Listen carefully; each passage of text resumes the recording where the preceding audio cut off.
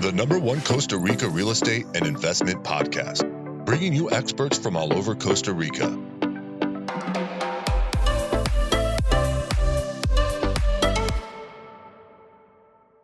Good morning, guys, and welcome to episode 224 of Costa Rica Real Estate and Investments with me, your host, Richard Beckson. Just got in from Guanacaste here, off to Manuel Antonio tomorrow, kind of all over the country, which is great because we have all of our own personal kind of projects, investment projects that we have there that many of you listeners are involved into. Basically, where you're able to own a fraction of a property here in Costa Rica, gets usage rights, annual dividends, and then at the end of the project's lifetime, which is anywhere from 3 to 5 years, we sell the property, returning all of those funds to investors. So I ask kind of the industry what it is that they're looking for, and basically we go and build it and then are able to cash flow it because the industry is the one that fills it up. So I kind of feel like I'm cheating sometimes, but it's really just connecting pipes. But if you're interested and you'd like to know more, please email us info@investingcostarrica.com, info@investingcostarrica.com. You can get invested or own a fraction for, I think it starts at around $100,000. So if there's any interest, do let us know. Remember, if you are looking to do anything here in Costa Rica, we have a great team of experts. We have relocation, we have investment, and also real estate, as well as project management, construction experts here in our office. So if you're looking to do anything in Costa Rica and just want to chat, guys, there's no obligation. We're happy to share all of our information and knowledge with you, and also contacts. Email us info@investingcostarrica.com. Well, today's podcast, we're going to be talking with James Reilly, a man of many talents, a lawyer, entrepreneur, and all-round good guy. James is a US and also Costa Rica lawyer, co-owner of Tradewind Properties and TamaRocks Climbing and Fitness. So as you can see, he has his hands in many pies and pretty full as well. But I think that allows him to have a wide range of experience regarding his legal practice. So today we're going to be chatting to him about his advice and experience in Costa Rica. Let's get straight into it. Good morning, James. How are you doing?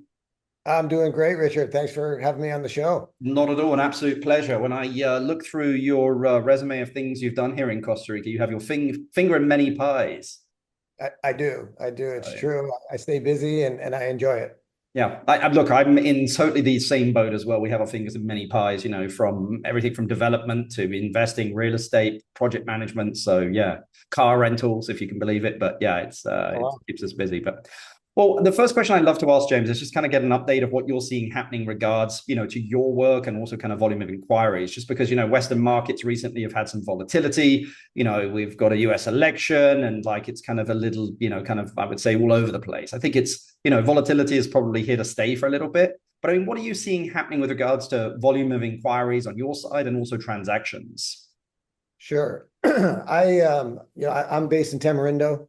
I focus mostly from Catalinas down to say Marbella. That's the general zone where I work in. I would say, we basically hit a high after COVID, 2001, 2002, and we're definitely off the volume of those numbers. We're probably back to pre-COVID numbers at this point. I am starting to see some price reductions on properties. I would say middle of 2023 is where I really started feeling things. I hate to call it a slowdown. I think it's just, return to normal. Return to normal, yeah. And in the beginning, that started about the middle of 2023. And I think at that point, lower end properties still stayed strong. And now I would say the volume of those across the board, things are kind of back to pre-COVID levels at this point. Would you, and I mean, would you say it's at the 2019 level, or it's a little bit higher than pre-COVID, pre-COVID number? Well, prices are definitely higher. Yeah, I would say it is probably a little bit higher. It's just there's a ton of building going on here. I love Costa Rica. I'm a big believer in Costa Rica, especially this area. I think it's a very special area. I can get into that briefly if you want to, but it's people. The foundations are still here, right? The fundamentals are still here, and people want to come here for the lifestyle and change, whether it's to have a vacation home here or live here permanently. And so because of that, Tamarindo is growing. And when I say Tamarindo, I mean this general Gold Coast area. And it's becoming more acceptable or more livable for more people because we're getting more infrastructure, we're getting more schools, roads are being improved, And, you know, you have people who were here 20 years ago, 30 years ago, who are more adventurous pioneers that were able to deal with the dirt roads. But now you're having more families that say, no, we can go do this for a year, see if we like it, and decide if we want to stay. Yeah. I mean, just talking about development there, I mean, people are like, wow, Costa Rica is developing really quickly. And I'm like, I don't think it's developing that quickly. Like if you go to other parts of the world, I mean, it's insane in some of those areas. My local, I was just in Europe, and like the development there, even in my local town, is pretty crazy. But I think I was having a conversation with a client yesterday where I was like, look, the bureaucracy in any government institution, or like whether that's ASADAs, AIA, governments, SINAC, MINAI, like any of those, really does slow down stuff here and make stuff a little bit more difficult for people. But I go, that's a good thing, because then I always say it's a natural filter, because this is not a country to make quick money in, if that makes sense. Like, no, I totally agree. And the crazy part, it's way better than it used to be. Correct. Yeah. And yeah, exactly. I remember back in 2003, 2004, going into the municipality in the old Muni building before the earthquake, and they had one inspector to grant permits, and there was just stacks and stacks of applications sitting there, and they only had one person working there. Yep. I said this isn't going to get done. So, Costa Rica does move slowly, and that's maybe a benefit, not a flaw, for the I reason you agree. say. It's still, the natural beauty is still here, and we still enjoy it. So. Yeah. Well, the interesting thing there, you said that there was one municipal engineer. Kepos has one municipal engineer. So I'm dealing with that at the moment. So that's always fun. But Yeah, good I to know mean, that person, right? yes, Ricardo's a good guy, but still things move very slowly, man. Many people like look to Costa Rica as a second home, or to move permanently to Costa Rica. I mean, you'd mentioned there about, infrastructure getting, better, but what is your advice to people looking to do this? If you're looking to buy a second home. Yeah, or to like move permanently here in Costa Rica. I mean, what advice would you give to people, looking to do anything in Costa Rica? Sure. I mean, I want to be specific on some stuff, because Sure. I've listened to your podcast, and you always give great advice that you need to find good professionals. And I would repeat that as well. From the law side, I would say you need either a good lawyer or a good real estate agent, right? Yep. If you have one really good one of those, a kind of average of the other will get you through, right? Yep. But you don't want to have too average of both, or worse, right? Because then stuff can fall through the cracks. So how do you do that? I think you need to talk to people that have used that agent, and really, and ideally where something didn't go right, right? Yep. In 98 to 99% of our deals, they're fine. Everything goes as we hope, right? It's when things don't go right that you find out if your professionals are worth their salt. So go out and find those people. And just to, we have a half-hour podcast, so we can get deep into the woods on this. But when I do due diligence on a home, a single-family home, for example, the two most important things, or the things I worry about, are a legal water source. Yep. Okay. And then a topographical study of the property. Okay. Because those are the two most, that someone coming from Europe or someone coming from North America, they just assume you can get water, and that's not always the case. And IEA is the public water company here. And if they have a service area, then most likely you can get water, but you don't know until you either have a meter or you actually have a water letter. Okay. Yep. And it's, I feel for it. And you've been here a long time. I've been here a long time, and this gets ingrained to us, and we just know it. But if you go on a property and you see a well and you see water flowing, you're like, well, it has water, but that source may not be legal, right? Which means you don't get a construction permit if you want to build. Exactly. So these are the type of things that are not intuitive to someone from the more developed world, right? So, and as far as the topographical studies, each property in Costa Rica will have a cadastral map, okay, that will define the borders of the property. The property system was formed in the registry system in 1977, and before that, there was no registry system, and you had individual topographers were making maps, then people, notaries started transferring properties and inserting these cadastral maps into the registry. And they didn't always line up, you know. And in fact, I would say 20 years ago, more often than not, they didn't line up. So if you're going to buy a property, even if it's in a developed neighborhood, have a study done by a surveyor, your own surveyor. Okay, because oftentimes the seller will say, "Oh, I have a survey. Here you are." You know, you want to have an independent survey to confirm the survey that the seller has. Make sure there's no overlays from your map to the neighbors or the neighbors, because yours could be fine, right? But if your neighbor believes they own half your property, that could become a problem as well. Yep. And I'll just give, again, I'll have sometimes realtors will say, you know, why are you doing the survey? You know, it's fine, or it's in this established development. I had a buyer buying a property in one of the larger gated communities here, and we did the survey, and it turned out that they had a right-of-way easement that went right through the house. You know, Wow. yeah, you know, and who would have thought? I didn't have that on my bingo card, but it came up, and it took us 4 months to resolve it, right? But as a buyer, you want your seller to resolve that before it becomes your problem. Correct. You know? So we left the funds in escrow, we got it resolved, and you know, he's in his house now and he's happy. But when he goes to sell his property, he has a clean cadastral map and is not going to have any problems selling it. Yeah. I mean, look, I'm going through with a client at the moment just on that with water, where like they're like, hey, here's the water letter.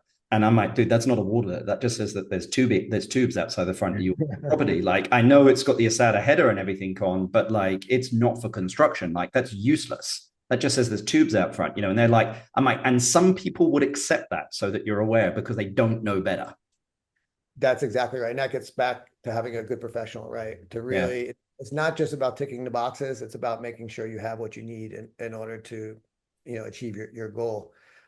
If someone's interested in buying a condominium, because as you know, I'm co-owner with my wife in Tradewind Properties. One of the things I'm really surprised about is no one goes and talks to the property administrator, you know, the HOA administrator about the condo.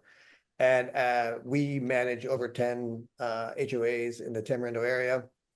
And, you know, everything from entry-level properties to multi-million-dollar properties. And I would say in 15 years of doing this business, we've had 2 or 3 people come and talk to us.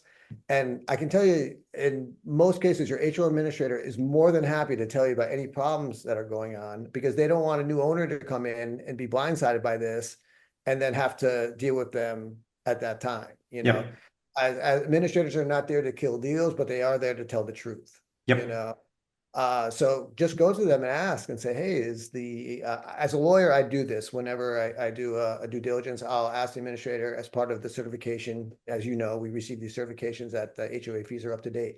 Do you have any assessments planned, right? Is there any litigation current or pending litigation, you know? And I like to ask, if I was just going to buy a property, an open-ended question, you know, what problems do you have? What's the issues going on? What do you guys talk about in the HOA meetings? You know, a lot of times people will request the HOA minutes. The problem is those are usually written by a lawyer's assistant, and they don't include basically all the back and forth that was going on in the meeting, right? So again, knock on your neighbor's door. If you're going to buy a condo, go next door and knock on the door. Meet who's going to be your neighbor. Make sure that someone who you're going to jive with and you're going to enjoy spending, either living or spending your vacation time with. I think that's great advice. I think it's the first time I've ever heard that, of going to speak to the HOA, you know, directly. And yeah, I mean, again, you know, the HOA there will give you that information. I mean, I've done it before on another property where it was actually property in Langosta we were looking at, and I asked them, I was like, hey, what's your problems that you've got here? And they were like, well, you know, we've got this and that. And I was like, look, I'm not taking that liability on, because it becomes your liability when you purchase. That's exactly right. The condo, the finca filial, is the debtor, not the owner, you know, so you'll take that on if you purchase it. And, you know, obviously as HOA administrators, we won't give away any personal information of other owners, but if we're just talking about general, you know, issues with the condominium, we have no problem talking to realtors or to prospective buyers. Yeah. I mean, you've got, again, as you mentioned there, you keep yourself quite busy here in Costa Rica. How hard is it to run a business here in Costa Rica, James? Oh, it's a great question. I think it's let's say comparative to Yeah. North America or Europe. Uh, and you mentioned bureaucracy. There is sometimes stifling bureaucracy here, so that's more on the development side. But I think there's less regulation than say Europe. Yep. I've lived in Europe, and my wife is from Holland, and most of her friends are not entrepreneurs. The idea of starting your own business there is a very daunting prospect. You can land in Costa Rica in 24 hours. I can have a corporation set up for you, and we'll go and apply for your patente at the municipality, and you'll be up and running. So in that sense, there's low barriers to entry for that. I think as a developing country, and developing, I just don't mean in the sense of infrastructure, but just people are moving here and building new neighborhoods. There's great need for any kind of quality service. Yep. So if you can provide a quality service to anyone, and be solid in that, I think you're going to be successful here, as opposed to say doing it in Los Angeles, where if you open it, there's maybe 1,000 plumbers that are listed in the yellow pages, or on your Yelp. Here, you're going to stand out and do well. I mean, what are some of the, I mean, you mentioned the bureaucracy kind of challenges there, but I mean, I think that I agree with the regulation. I mean, it's so much more easier to open a business here and just get started. There's that. I mean, there are, again, I think if you don't speak the language, I think it can make it very difficult as well, especially if you're going to be you're going to have to rely on your accountant, kind of your lawyer, to do probably a lot of the heavy lifting with opening bank accounts, Social Security, if you're going to have employees, those kind of things. Yeah, I totally agree. And this is kind of the bias of when you've been here and you've been living so long, it becomes easier. The pain points we're aware of them, and we know how to avoid them instinctively. So I think one aspect is people bringing their cultural perspective on business to Costa Rica. And especially the Tamarindo area, because here we're not only just dealing with one new nationality being Costa Ricans, but Tamarindo is a melting pot. You have people from all over the world. In my climbing gym, I have someone from Spain working there. I have someone from Argentina. I have Ticos. So those are all people from very different cultures, very different work economies. Then you have the labor law. Labor law is very different here than it is, say, in US or and I will say this as well, that people from Europe will probably feel more comfortable with the law, because Costa Rica is a civil law jurisdiction. Yep. And most of Europe is civil law as well, whereas the US is common law. Yeah, it's funny, mentioning that still hurts me, though. I had to let a staff member go the other day, and it cost me a small fortune. And I mean, in the UK, we have to do something very similar. It's just, it's being a business owner. We never like to let go of someone, but even then having to pay everything out as well, as it can be quite painful sometimes. But I mean, you'd mentioned there about your climbing gym, TamaRocks. I mean, I understand how you could get into the legal and even in property management, but TamaRocks seems very, very different, James. How did you get into that business? Well, climbing is my passion. Yep. And I don't know, maybe 8 or 9 years ago, I built a climbing wall behind our office, the Tradewinds office in Playa Langosta. And I kind of opened it up to the community, so anyone who wanted to use it, if you came, being a lawyer, I made them sign a waiver. And but they were free to use the climbing wall. And I was really amazed at how many people came through and how many people became aware of it with zero advertising. A person who's now a friend, Ronnie from South Africa, he got my number, rang me up, and he's like, "Hey, mate, I heard you got a climbing wall. You mind if I come use it?" And I'm like, "Yeah, come on." And he's a digital nomad that moved back from South Africa and lives here now. And now is a member of TamaRocks, but he just started showing up. And so this we're talking about 2016, 2017. And of course, being a climber and it being my passion, it's something I wanted to do. But in those days, Tamarindo area was much more seasonal. Yep. You had a low season and much more high seasons. People would make their money in all businesses in high season. And then the low seasons, you would kind of hang on. There are labor law implications with that. It's not easy to just let people go, and as well as practical implications. People want full-time job. You can't just tell them, "Hey, go take 3 months off." or 4 months off and then come back and see me. No, they're going to look for stable employment, right? So, so after COVID, we were working on the Journey School's relocation. The Journey School is an internet school here, and we were sitting on the site, and it was October, and I was watching the amount of cars that were driving by, and I turned to my wife Susan and I said, I think there's enough people here now that we could support a climbing gym. And she said, of course you do. But then she thought, but then she thought about it, and she's like, you know what? Maybe you're right. I think it would. And I've seen you ask this question about like, what do you think is a good business? So I won't jump into that yet. But we felt that there was a need for alternative to say just surfing and bar life. You know, we wanted to create a community, a place where many of the people that are moving here are in their 30s and 40s with young families. And they're very excited, they're very active.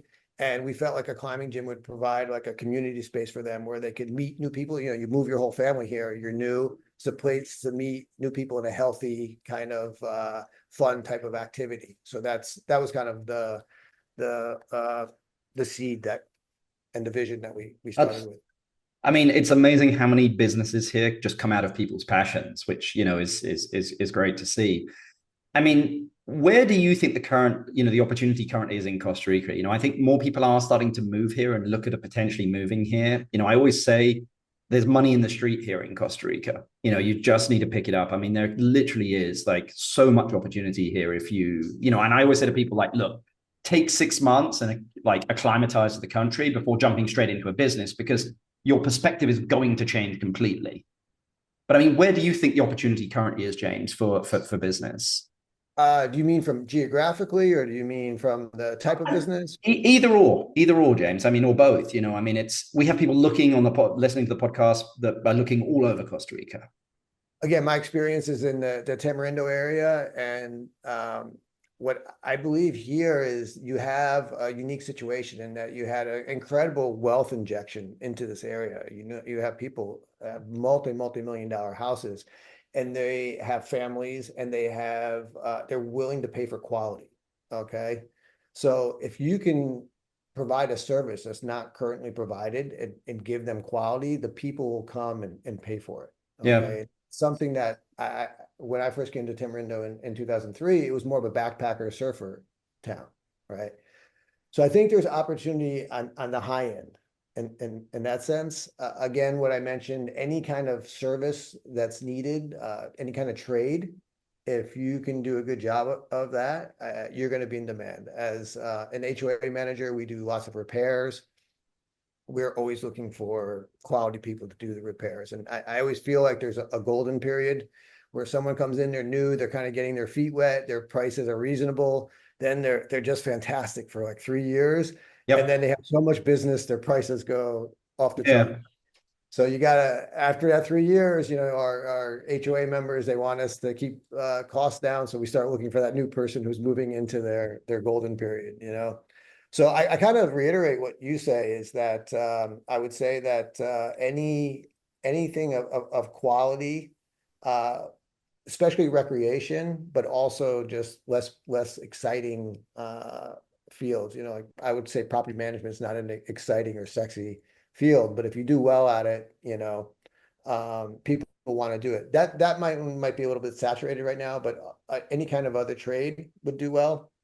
And I'll give you 2 examples from the leisure aspect. The climbing gym we came in, I had no idea how it was going to do. You know, there's no other climbing gyms or similar facilities in the area.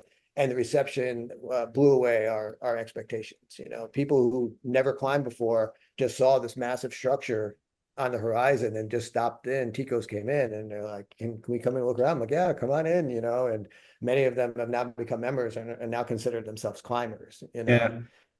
It's something new, it's something exciting. That's something I love about Tamarindo is that, you know, and people had never seen a climbing gym before, and now they are members and they're climbing in a climbing gym, you know.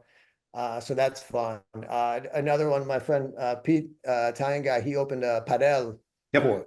Yep. Okay. I've played on it. There you go. You know, and so there's just 2 examples where you know, you got to decide: are we going to go for the volume the volume play and do something very affordable that's perhaps less quality, and that can work as well. There is a market for that.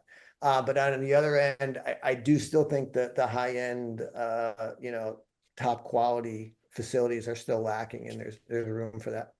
Yeah, I mean, it's funny that you mentioned there, because sometimes I get investors that are like, "Hey, I'd like a feasibility study done," and I kind of giggle because it's like, on a new business in Costa Rica, I'm like, man, there is really not much public data available. Like, I mean, we swim in data on our side, but we're getting it from private locations. But like on a public level to go out there, it's like it's just not even really available. I had to do a feasibility study. I got a bank loan for Yep. for the climbing gym, and we needed a feasibility study, and it was only people from San Jose, and I was getting these outrageous quotes for it. And so finally I found a guy in Guanacaste that mostly does feasibility studies for agriculture. Yep. And he's like, I'll do it, but I don't even know. He had no idea what a climbing gym was. I essentially gave him all the information he needed, Yep. and he report, and we handed it to the bank, and they ticked their box. But yeah, it wasn't very useful from there are no other climbing gyms. So where are you going to get the data from? There's climbing gyms in Central Valley, Yep. but not in Guanacaste.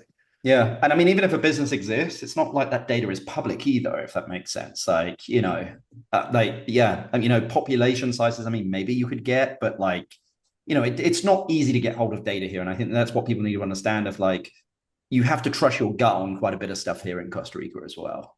Yeah, I would. It's scary, but you do. At some point, you just go, yeah, I'm going to put a stake in the ground and see if it works. Yeah, definitely. Well, my last question for you, James, because I've kept you long enough. If you inherited $500,000 and you had to invest it into a business or real estate in Costa Rica, what would you invest it in and why?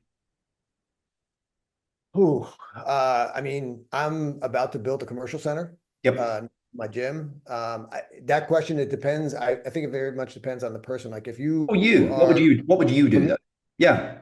Yeah, I would put it towards my commercial center. I think I picked my location for my gym because it's between two international schools. It's within 300 meters of two international schools.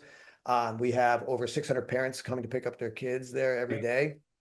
So I see a need there's not really a lot of commercial there, and most commercials built between say 50 and 70 meters. Okay. Yep. So we're going to build 90-meter units that are a little bit bigger for occupational therapy, professionals' office, doctors, dentists, things like that. So if you're going to pick up your kid from school, or if your kid's climbing, those type of offices will be available. And we've already had people, pre-construction that are interested in doing it. So that's my personal answer of what I would invest in. I think it's a great idea, James, because again, it's every single one of those parents going into Journey as well is going to need, I mean, otherwise they're driving, I don't know, to Tamarindo, to Flamingo to go to the gym or somewhere else, like drop your kid off at school, then go and, use all these services or after school. So yeah, very smart, James. But thank you. Yeah, we think so. And I think if you're looking for an opportunity, it should make sense like that. You should be able to tell yourself the story, why your plan is going to work. Why are people going to rent in your commercial center and not the one down the street, right? Yeah, 100%. Well, James, it's been an absolute pleasure having you here on the podcast. I'll put all of your contact details down in the description, but appreciate you taking the time to share your knowledge and experience with us. Well, thank you very much, Richard. It's been very much my pleasure. And I plan to send a lot of my clients to listen to your podcast because you give such great information. Appreciate it, sir. Thanks very much. Have a good one.